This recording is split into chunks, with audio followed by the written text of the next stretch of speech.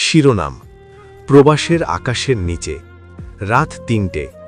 দুবাইয়ের এক নির্মাণ সাইটে লোহার রডের পাশে বসে আকাশের দিকে তাকিয়ে আছে রফিক।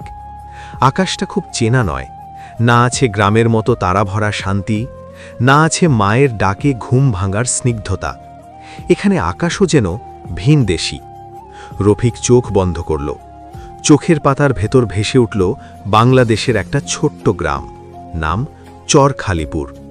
কাঁচা রাস্তা, পুকুরের ধারে তালগাছ আর টিনের ঘরটার উঠোনে বসে থাকা তার মা। আজ ৫ বছর হয়ে গেল সে বাড়ি যায় না।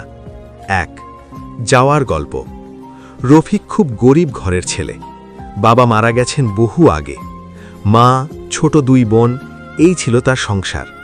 লেখাপড়া খুব বেশি করতে পারেনি। এসএসসি পর্যন্ত পড়ে ঢাকায় গিয়ে রিক্সা চালিয়েছে, হোটেলে কাজ করেছে, কিন্তু সংসারের অভাব ঘুচেনি। একদিন গ্রামে একজন দালাল এলো, বলল, দুবাই গেলে মাসে ৮০,০০০ টাকা কামাই, ২ বছরে ঘর জমি সব হয়ে যাবে। মা প্রথমে রাজি হয়নি, বলেছিল, বিদেশ মানেই সুখ না রফিক, শুনেছি ওখানে মানুষ খুব কষ্ট করে।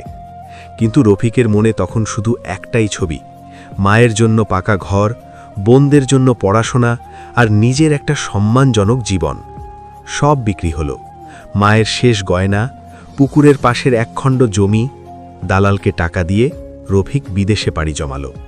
২ প্রবাসের বাস্তবতা। দুবাইয়ে নেমে প্রথম ধাক্কা খেল রফিক।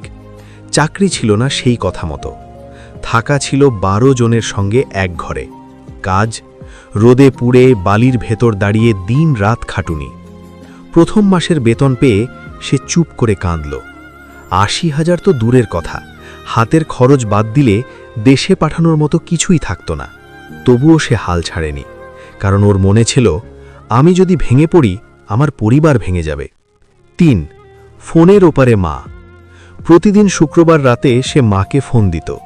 মা জিজ্ঞেস করত, খাওয়া দাওয়া ঠিকঠাক করিস তো? রফিক হেসে বলতো, হ্যাঁ মা, অনেক ভালো আছি। কিন্তু সত্যিটা ছিল, অনেক দিন সে ঠিকমতো খেত না, অনেক রাতে না খেয়ে ঘুমোতো। মা আবার বলতো, কষ্ট বেশি হলে ফিরে আয় বাবা, আমরা যেমন ছিলাম তেমনই থাকব।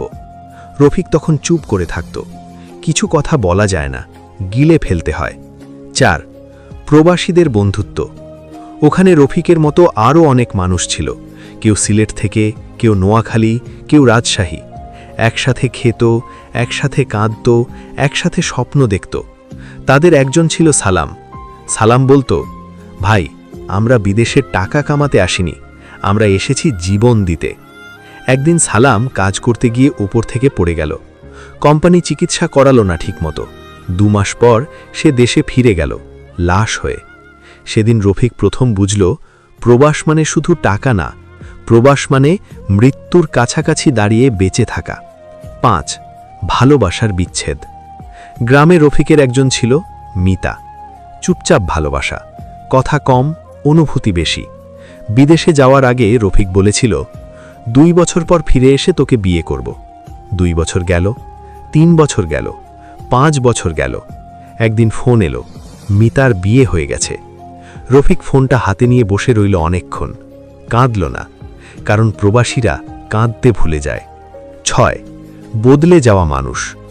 সময়ের সাথে রফিক বদলে গেল। আগের মতো হাসে না, কারো সাথে মন খুলে কথা বলে না। সে শুধু কাজ করে, টাকা পাঠায়, ঘুমায়। একদিন সে নিজেকে প্রশ্ন করল, আমি কি মানুষ নাকি শুধু টাকা পাঠানোর মেশিন? ৭ ঘরে ফেরা। ৬ বছর পর একদিন সে দেশে ফিরল। এয়ারপোর্টে নেমে মাটিতে হাত ছুঁয়ে সালাম করল। গ্রামে ঢুকতেই মা দৌড়ে এলো। মা কাঁদছে, রফিক কাঁদছে। মা বলল, তুই অনেক শুকিয়ে গেছিস বাবা। রফিক হেসে বলল, সব ঠিক হয়ে যাবে মা। কিন্তু সে জানত, ভেতরের ক্ষত আর ঠিক হয় না। ৮ শেষ কথা। রফিক আজ গ্রামে থাকে, একটা ছোট দোকান দিয়েছে। টাকা আছে, কিন্তু আগের মতো মন নেই। রাতে আকাশের দিকে তাকালে সে এখনও প্রবাসের আকাশ দেখে। সে জানে, প্রবাস শুধু একটা দেশ না, প্রবাস একটা দীর্ঘ নিঃশ্বাস, একটা না বলা কান্না আর পরিবারের মুখে হাসি ফোটানোর নিঃস্বার্থ যুদ্ধ। এই গল্প শুধু রফিকের নয়, এই গল্প লাখো প্রবাসীর।